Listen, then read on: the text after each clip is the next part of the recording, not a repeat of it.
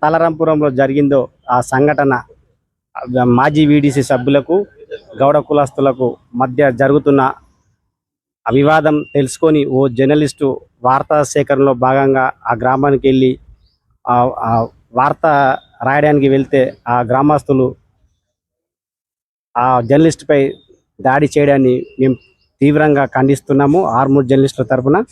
అదేవిధంగా ఈరోజు sub collector గారికి మన ఆర్మూర్ ఏసీబీ గారికి వినతి పత్రం ఇవ్వడం జరిగింది.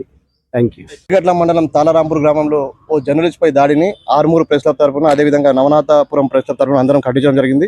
దానిలో భాగంగా ఈరోజు సబ్ కలెక్టర్ గారికి అదేవిధంగా ఏసీబీ గారికి కూడా వినతి పత్రాలు అందజేసాము. ఇటువంటి ఘటనలు మళ్ళీ కాకుండా చర్య తీసుకోవాలని కూడా వాళ్ళని కోరినాము. ఖచ్చితంగా వాళ్ళు చేస్తామని చెప్పారు. ఈ దాడులు ఇకరైనా మానుకోవాలని మేము అందరికీ కోరుతున్నాం. ఎందుకంటే మీ వార్తల సేకరణ కోసం మేము వస్తున్నాం, మా పని కాదు అది, మీ పని కోసం వస్తున్నాం. కానీ మా మీద దాడులు చేయడం కరెక్ట్ కాదు. ఈ దాడులు ఆపాలని అంటున్నాం. అదేవిధంగా కొందరు నాయకులు జర్నలిస్టుల గురించి అనుచిత వ్యాఖ్యలు చేస్తారు, అది కూడా మానుకోవాలని నిజంగా హెచ్చరిస్తున్నాం ఇక్కడ నుంచి. Thank you. ఆర్మూర్ డివిజన్ లో గ్రామ కమిటీల ఆగడాలు రోజు రోజుకు పెరిగిపోతా ఉన్నాయి.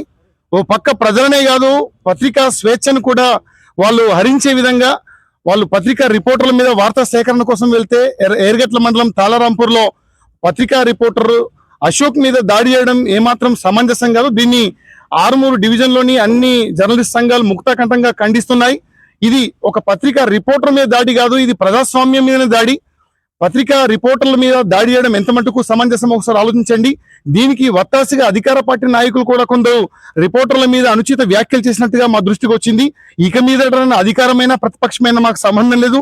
ఒకవేళ ఇప్పటిదాకా ప్రపంచ చరిత్రలో జర్నలిస్టులతో పెట్టుకున్నాడు ఎవడు మనుగడ సాధించలేడు. మీ పార్టీలు మీ అన్ని మట్టి స్థాపితం చేస్తాం, మేము ఊరికే లేము.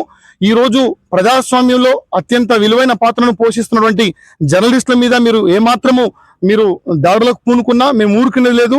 ఇప్పటికైనా ఆలోచించండి. ఇటువంటి అనుచిత వ్యాఖ్యల్ని ఇటువంటి దుర్ఘటనల్ని మీరు వెనక్కి తీసుకోండి. ఖచ్చితంగా వార్తా సేకరణ కోసం పత్రికా రిపోర్టర్లు ఎక్కడికైనా వెళ్తారు.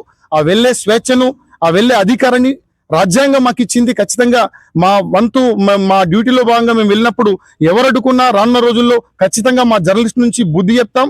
ఏ గ్రామ కమిటీలనైనా ఏ సంఘాలనైనా ఏ అధికార పార్టీ నాయకులనైనా మేము ఊరుకునేదని చెప్పేసి ఈ రోజు ఆర్మూరు జర్నలిస్ట్ సంఘాల నుంచి మేము మిమ్మల్ని హెచ్చరిస్తా ఉన్నాం.